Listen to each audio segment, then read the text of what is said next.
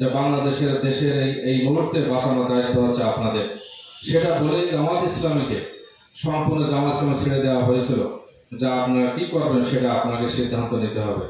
সম্মানিত ভাইরা আমার, সেদিন জামাত ইসলামের সিদ্ধান্ত নিয়ে 18টি আসন সেদিন বিএনপিকে সমর্থন দিয়ে সরকার গঠন করার সুযোগ দিয়েছিল, ঠিক না বলেন? সেখান থেকে জামাত ইসলামী নিঃস্বার্থভাবে বলা যায় সমর্থন দিয়ে দেশ বা সেখানে এমপি হয়ে দেশের জন্য, দেশের মানুষের জন্য কথা বলেছে, সংসদে কথা বলেছে। তার প্রতিদান আমরা কি পেয়েছি? অধ্যাপক গোলাম নূর সাহেবকে তখন মামলা দিয়ে গ্রেপ্তার করা হলো, নাগরিকত্ব সে মামলাকে দিয়ে। তারপরে সেখানে আইনি লড়াই করে জামাত ইসলামী সেদিনকে বাংলাদেশের একজন ব্যক্তি আইনি লড়াই করে নাগরিকত্ব পেয়েছে, সে একজন ব্যক্তি আছে অধ্যাপক গোলাম নূর সাহেব, ঠিক না বলেন? এটা আমরা পরবর্তীতে এই জোট ভাঙার জন্য কিন্তু বিদেশি এবং দেশি অনেকবারই কিন্তু কথা, অনেক চাপ চোখ বিভিন্নভাবে কিন্তু ইভেন আমাদের নেতৃবৃন্দকে ফাঁসির রায় থেকে মুক্ত করে দেবে, ছেড়ে দেবে বা তাদেরকে আর ফাঁসির রায় কার্যকর করবে না, এ পর্যন্ত তারা কথা বলেছে যে এখান থেকে সরে আসতে হবে। তারপরে কিন্তু আমার নেতৃবৃন্দ কোনো অবস্থাতে মাথা নত করে নাই, অন্যায় অবৈধ কোনো কিছুর কাছে ন্যূনতম তারা নথি স্বীকার করে নাই। এমন একটি প্রেক্ষাপটে বাংলাদেশ জামাত ইসলামী যে কাজটি বাংলাদেশে করে আসতেছে, 4 দলের জোট আমাদের ছিল, আমরা একসাথে মামলা খেয়েছি, একসাথে মাঠে ঘাটে ঘুমাইছি, একসাথে হাইকোর্টে আমরা জামিন হতে গেছি, সেখানে জামিন হয়ে এসেছি। আমরা কেস পার্টনার ছিলাম, বলা যায় যশোরের যে কোর্টের বারান্দায় জামাত আর বিএনপির লোক একাকার হয়ে যেত হাজিরা দিনকে দেখে, একসাথে বাদাম কিনে খেয়ে, একসাথে চা নাস্তা খেয়ে আমরা এসেছি। হঠাৎ করে বাংলাদেশের প্রেক্ষাপট পরিবর্তন হয়ে গেল। কি হলো?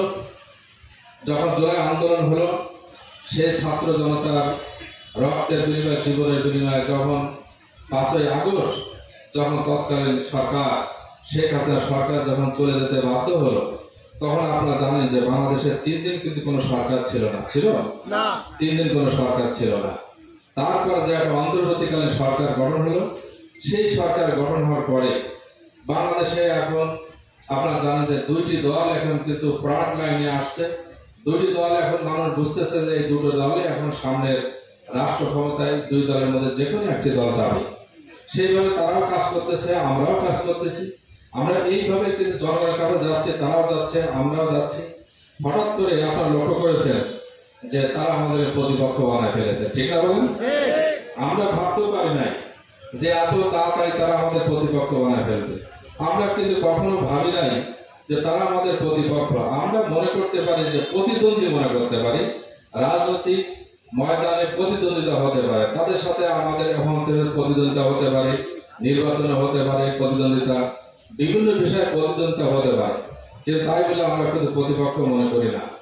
এখন আপনারা জানেন আমি কিন্তু তাদের বিরুদ্ধে কোনো কথা বলবো না, কারণ হচ্ছে তারা আমাদের বিরুদ্ধে অনেক কথা বলতেছে এবং দেশের যে ষড়যন্ত্র একটা অংশ বলা যায়, সেই অংশ হিসাবে তারাও কিন্তু সেইভাবে সামনের দিকে এগিয়ে যাচ্ছে। আমরা নাকি মানুষের কাছে টিকিট বিক্রি করতেছি, বেহেশতের টিকিট, এই কথাটা বলতেছে যে আমরা বেহেশতের টিকিট বিক্রি করতেছি, যে কে বেহেশতে যাবে কে দোজখে যাবে সেই টিকিট নাকি আমাদের কাছে আছে।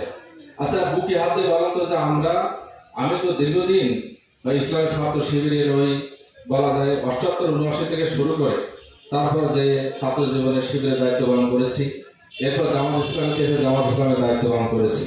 তা কোনোদিন কি আমার মধ্যে শুনেছেন যে এই টিকিট দিলে আপনারা জান্নাত থেকে চলে যাবেন, এবার কোনো জায়গায় কোনো বাধা সৃষ্টি হবে না, এই টিকিট আছে জান্নাতের টিকিট বলেছে আপনাদের?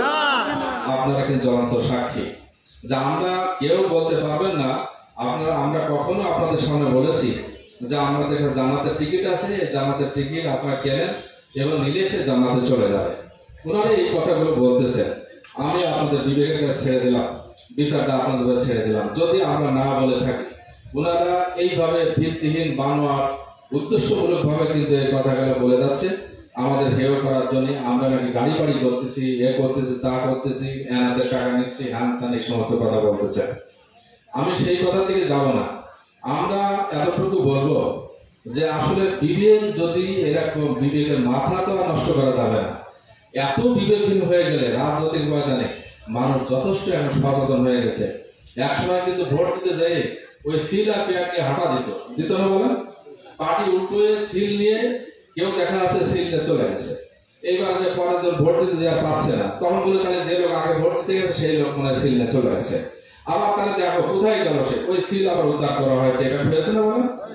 এখন কি সেই অবস্থা আছে?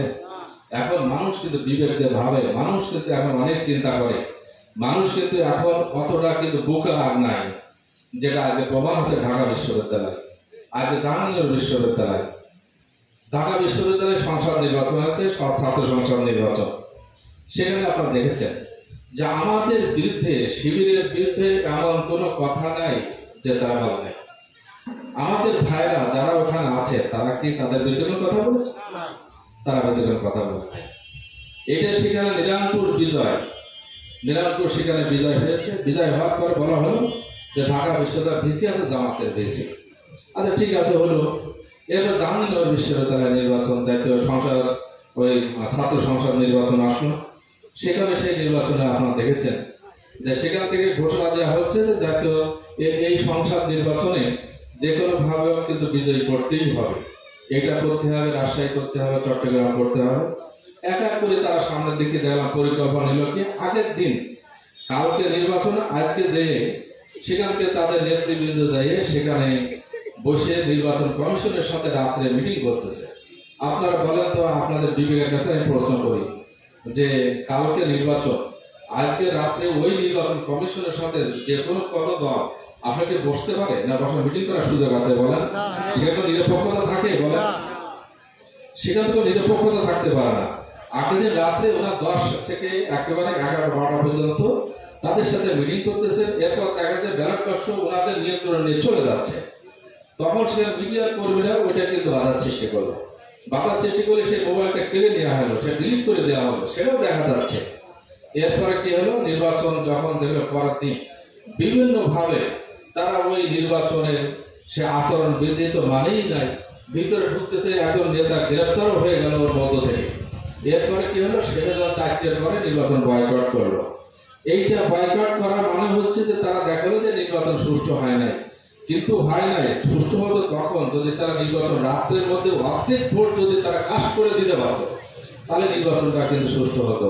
অতীতের যে সরকার যে কাজটি করেছে, যেটা আমরা দেখেছি যে তারা দিনের ভোট রাতে নিয়েছে, তারপর ডামি নির্বাচন করেছে, তারপরে যে ভোটার নির্বাচন হয়েছে, ঠিক সেই যে তারা মাথায় নিয়েছে যে এই দেশের রাষ্ট্র ক্ষমতায় যেতে হলে আমাদেরকে এই পথে অবলম্বন করতে হবে।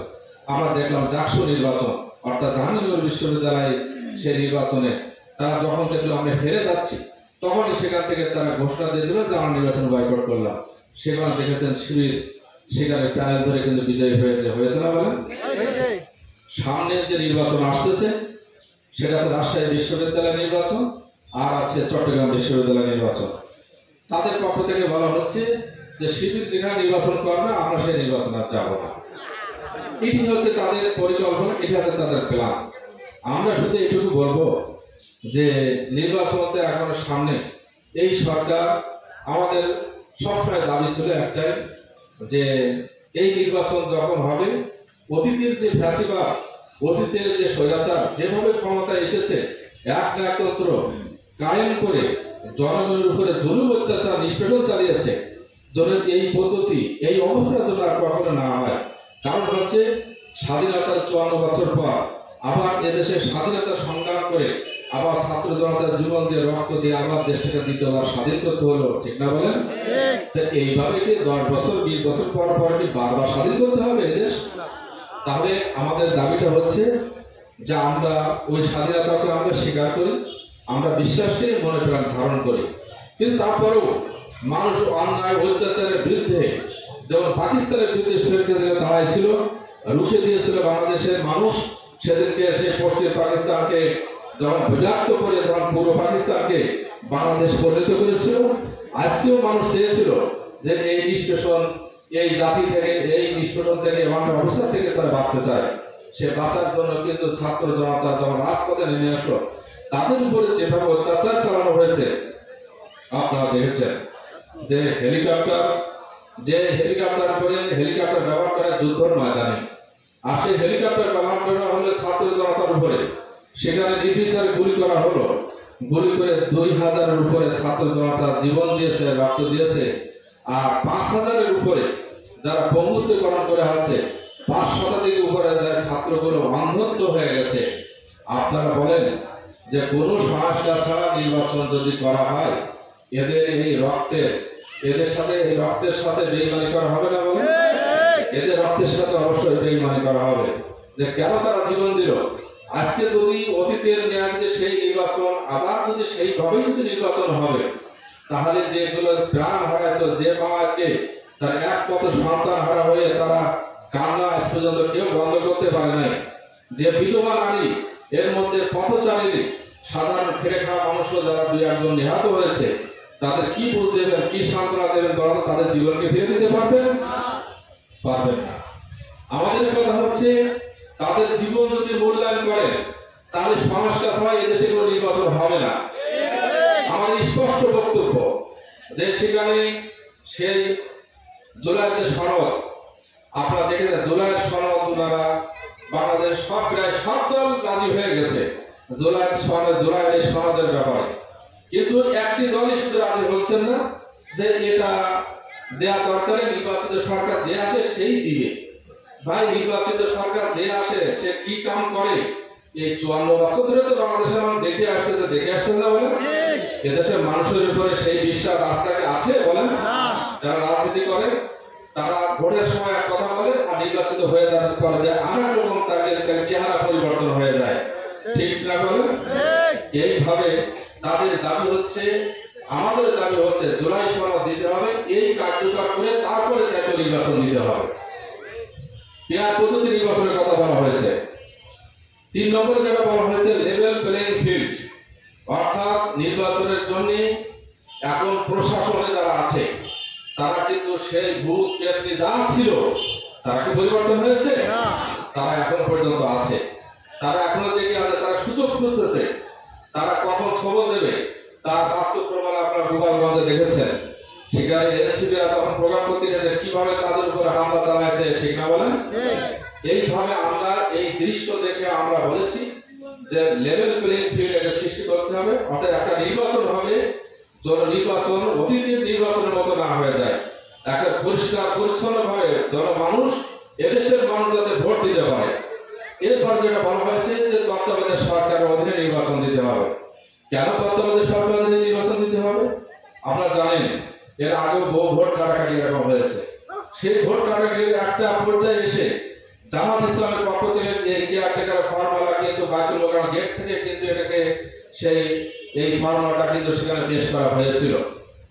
পেশ করার পরে তখন তৎকালীন সময় যিনি ক্ষমতায় ছিলেন মানেননি, ওনারা কি বলেছেন যে 3 পাগলের দরকার, কেয়ারটেকার সরকার, এই কথা বলল না? সেটা মানবেন না। আন্দোলন কিন্তু একটা চূড়ান্ত পর্যায়ে যখন চলে গেল তখন কিন্তু মানতে বাধ্য হলো, কেয়ারটেকার সরকারের অধীনে নির্বাচন হলো। সেই কেয়ারটেকার সরকারের অধীনে নির্বাচন যে কটা নির্বাচন হয়েছে, একবার আওয়ামী লীগ ক্ষমতায় গেছে, একবার বিএনপি গেছে, আবার বিএনপি গেছে, আওয়ামী লীগ ক্ষমতায় এসেছে, এইভাবে পাল্টাপাল্টি হয়েছে। তখন মানুষ বুঝেছে যে একমাত্র বাংলাদেশের ইতিহাসে নিরপেক্ষ নির্বাচন হয়েছে একমাত্র কেয়ারটেকার সরকারের অধীনে। কিন্তু আমরা বিগত সরকার 16 বছর তারা শুধুমাত্র জনগণের ভোট আর নিতে পারবে না বিধায় এইগুলো সব উঠাই দিয়ে একটা নিজের মতো করে সবকিছু বিনা ভোটের যে ব্যবস্থাপনা ধ্বংস করে দিয়ে তারা ক্ষমতায় টিকে দেখতে চেয়েছিল 41 সাল পর্যন্ত, ঠিক না? আল্লাহকে সেই সুযোগ দিয়েছে? সেই সুযোগ কিন্তু দেয় নাই। যদি আজকে যারা নির্বাচনের জন্য পাগল হয়ে যাচ্ছে তাদের বিবেকের কাছে আমি এই কথা বলতে চাই যে যারা আজকে বলছেন যে নির্বাচন দিতেই হবে, তথা এই জনগণের হাতে ক্ষমতা ছেড়ে দিতেই হবে, আমরা এটা বিশ্বাস করি যে ক্ষমতা জনগণের হাতেই দিতে হবে। কিন্তু কথা হচ্ছে যে অতীতের যে নির্বাচনগুলো হয়েছে যেভাবে জনগণ ভোট দিতে পারেন নাই, আপনারা কি সেটাই চান যে জনগণ আবার ভোট দিতে পারবে না? জনগণ আমরা তো চাচ্ছি যে জনগণ আমরা একটা ভোট দিতে পারবো এবং নির্ভয়ে নির্দ্বিধায় যাতে ভোট দিতে পারে, সেই ব্যবস্থাপনা যদি এই সরকার করে যায়, সেই জন্য আমাদের দাবিটা জোরালো রয়েছে যে এই ব্যবস্থা না হওয়া পর্যন্ত এদেশের কোন নির্বাচন যাতে না হতে পারে।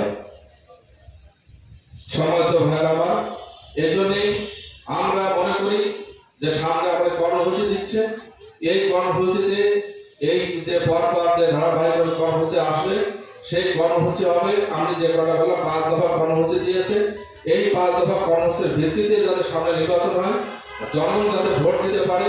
আর যে গণহত্যা চালিয়েছে, এই গণহত্যার যে দৃশ্যমান বিচার হতে হবে। কারণ দৃশ্যমান বিচার যদি না হয়, তাহলে যারা জীবন দিল, এক সময় যারা এখন জীবিত আছে, এদের একদিন 40 বছর 50 বছর পরে একদিন এদেরকেও ফাঁসির কাস্টে যেতে হবে।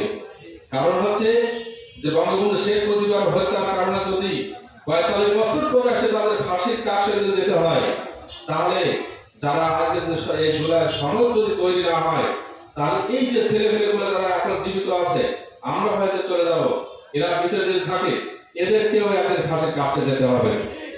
আমরা কি চাই যে তার ফাঁসির কাছে যাক? যাদের রক্তের বিনিময়ে আজকে আমরা এখানে কথা বলতে পারতেছি, যাদের রক্তের বিনিময়ে আমরা নির্বাচনে যাওয়ার জন্য সুযোগ সৃষ্টি, আমরা ক্ষমতায় যাওয়ার জন্য পরিবেশ চাচ্ছি, আমরা ওপেন, আমরা এখন জনগণের কাছে যেতে পারছি, বিদেশে চিকিৎসা নিতে পারছি, এখন যেন এতটা সুযোগ হয়েছে, কাদের বিনিময়ে হয়েছে? ছাত্র জনতার রক্তের বিনিময়ে। এটা তো ভুলে গেলে চলবে না ভাই, চলবে বলেন? সম্মানিত ভাই বাবাজিরা, আমরা এই কারণে বলতে চাই যে এই সংস্কারের মাধ্যমে সামনে জাতীয় নির্বাচন